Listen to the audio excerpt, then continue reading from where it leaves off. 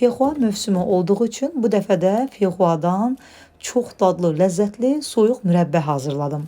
Soyuq mürəbbə hazırlayarkən bütün vitaminləri içərisində qalır və çox dadlı, ləzzətli olur. Feyxuaları təmiz-təmiz yudum, aş süzənə əlavə etdim ki, suyu tamamilə süzülsün.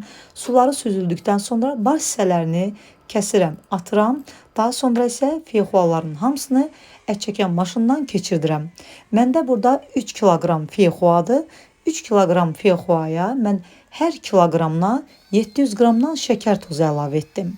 Şəkərin daha da çox sevirsinizsə, şəkərin artıra bilərsiniz. Amma 1 kiloqram meyvə üçün 700 qram şəkər tozu bəs eləyir.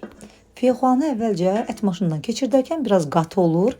Şəkər tozunu üzərinə əlavə etdikdən sonra başlayır durulaşmağa.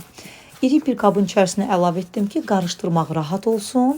Feyxuanın üzərinə şəkər tozunu da əlavə edirəm və yaxşı-yaxşı bunları qarışdırıram.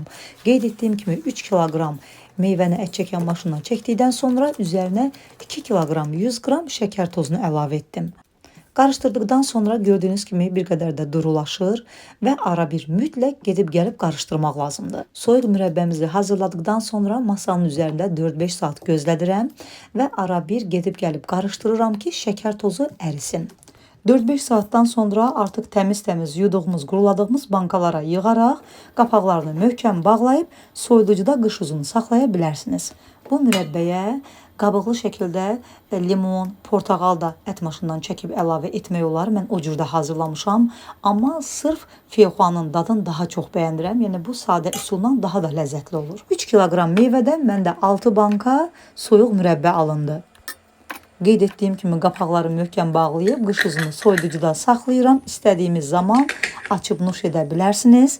Amma onu da nəzərinizə çatdırım ki, bunu açarkən görəcəksiniz ki, üzəri çox az biraz qaralıb. Bu o demək deyil ki, xarab olub. Feyxua özü qaralan meyvə olduğu üçün üzərində biraz belə qaraltı olur. Həmin o qaraltını istəsəniz qarışdıra da bilərsiniz və üzərindən yığıb ata da bilərsiniz. Hazırlayanlara nuş olsun, göz haqqınızı halal edin. Yeni videolarda görüşmək ümidilə. Hələlik.